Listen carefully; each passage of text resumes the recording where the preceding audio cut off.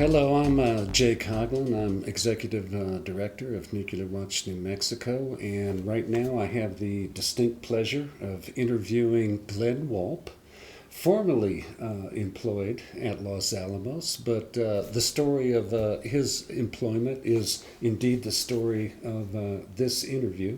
You correct me, but basically you were hired by the laboratory to come in and clean it up, and if that's correct, what happened? Yeah, the background, Jay, is this. I'll do it briefly. After the Wen Ho case and the lost hard drive case at the turn of the century, the Department of Energy placed mandates upon the University of California, subsequently the Los Alamos National Lab, that they had to hire someone to come in and take over their Office of Security Inquiries to ensure these types of things never happen again within their security area. And it sounds like even within the first 3 days, you had a baptism under fire. I brought it to my superiors, indicating that over the $3 million of lost or stolen property. I asked my supervisor, let's bring in the FBI. We obviously got major crime going on here, but I don't have the personnel people even have the background to do the white-collar investigation it would take to ferret it out. I was told very bluntly the lab did not want the FBI. They didn't even want the Department of Energy Inspector General. They will come in here, take over your cases, take over your office, tell people to take polygraph tests, and then a subtle warning of intimidation, as I took it. Both Steve Dorn and I, who was working with me, indicated one day, a few weeks later, that, gee, Glenn, if you continue this, it might be some higher ups be involved in this, and we don't know where this is going to go. Didn't say it was, but it could be. And Glenn and Steve, he says, I don't want nothing to happen to you, but you need to know the lab is famous for sacrificing their children for the sake of the lab. It was a veiled warning, but basically, I was around in life for quite a while. I got the message like, hey, you continue this, your lab will be fired, which I was then in November of that year. Yes, there was theft. Yes, there was uncovering. There were 3 congressional hearings. About 19 people got fired, terminated, including the assistant director, the director, 2 of my bosses, and other people. President Bush signed into law a new law that from that point on, they would have to bid for the management contract. For the management for the national laboratories. And so many things had changed, but what people don't realize, and that's just a little thumbnail of the background to it, that during 2002, same year that I was there, the lab also lost 2 vials of plutonium oxide. Yes. That's what you make dirty bombs out of, as you know. So we're moving into national security matters. Now we're moving into national security. Not just theft. Exactly. And they have no idea to this day really what happened to it. They gave excuses, we think. Same time, the Security and Safeguards Division, the division I worked in, lost a hard drive, classified information. NIS division lost 2 flash cards. That was 2002. 2003, 10 more disks were lost in the NIS division. The next year in the DX division was the infamous 2 zip disks that were lost, and Director Nano shut everything down. 2006, a contract employee in her 20s walks out of the front gate with 400 pages of classified information plus various thumb drives with classified information. If it wasn't for a domestic violence complaint, we'd have never found out about it. She goes to her trailer. She goes to her trailer, and the point being, here is a person who does not have spying on her mind. She wanted to work on it at home. In her trial, she admitted to the judge, when asked, well, why did you do this? She says, I knew, this is a quote, I knew security was lax at the lab, and I took advantage of it. All right. Now we go 2007, 2008, gee, everything's okay. Not really. January 2009, a lab scientist takes 3 computers home here to Santa Fe. Place is burglarized. Burglars steal, among other things, lab computers. Get a hold of the lab, hey, the computers are stolen. So now the lab says, gee, maybe we better do another inventory. Although you're supposed to be doing audits all the time, they find 69 more computers that are gone.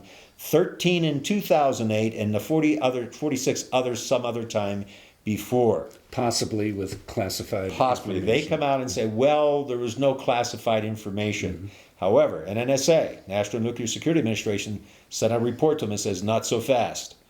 They said, the only thing clear is that we don't know the amount of risk the lab is in because, their words, you handled these computers as if they were management property issues. In other words, we have computers that can contain classified information or non-classified or whatever. They're gone, and you're treating it like they were steel-toed shoes or a pair of gloves. Yeah, just property.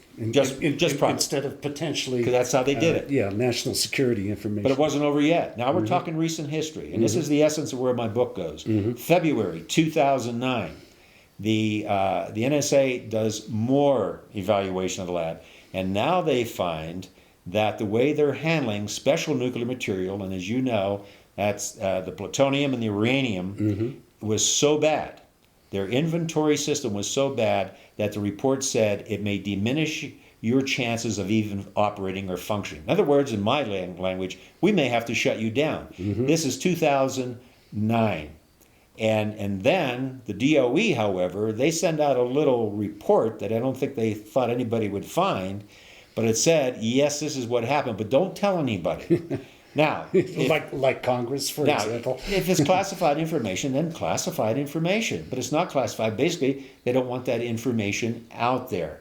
Now, we look back in 2003 when the Department of Energy Inspector General, Mr. Freeman, testified in Congress under oath, and they asked him about the computers when I was there. There were about nearly 400 computers lost or stolen among all that stuff, of that 3 million, of almost 400 computers. And they asked him under oath, can you tell us, can you assure us that no nuclear secrets walked out of the lab? He says, I cannot guarantee anything. I cannot guarantee anything. Then in reports in 2003 and 2004, he followed up and he says, as it deals with classified computers now, he says they write them off. If they lose them, they write them off. Write off classified computers? Write off that they lost it, and they used a report called the RLDD, the Report on Lost, Damaged, or Destroyed Property, and they would just write it off, as is in my book. It explains it in detail. This is the Inspector General now, not me. Of the Department of Energy. Department of Energy. Yeah. And then he ends with this. All of this is a danger to America. The major issue that we are dealing with, humankind, in the 21st century as it deals with nuclear weapons, is keeping nuclear material secrets out of the hands of the enemies. Keeping it safe and secure. The egregious part, Jay, is this.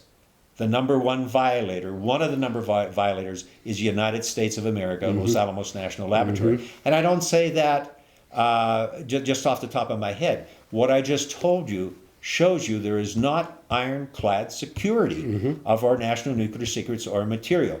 And all I'm asking for this is the President, Congress, take a look at this and develop a system of ironclad security. And this is important, and it's the gospel I've been preaching since I've been there. Once I uncovered this, and that is this. Whether it's security of the lab facility itself, the facility, the land, or the security of what I was involved in, and that was the investigation of anything that dealt with the classified information, they cannot be associated with the lab. Here I am. I'm in charge of doing these investigations. But my soul, my salary, and my benefits all belonged, and I was controlled by the lab in everything. That is a seedbed for corruption, and that's exactly what happened. Yeah, I was to be the black hat. Yeah, I was to go in there and clean it up and make sure the Wen-Ho Lee lost hard drive cases didn't happen. But the moment I walked in, immediately I had interference from all quadrants, because even though that's what they said they were doing, it's exactly what they did not do. They did total converse of what the plan was to bring me in there and to meet that standard of the Department of Energy. Okay. This is Glenn Walp. This is his book, Implosion at Los Alamos, subtitled, quite a dramatic subtitle, but How Crime, Corruption, and Cover-Ups Jeopardize America's Nuclear Weapons Secrets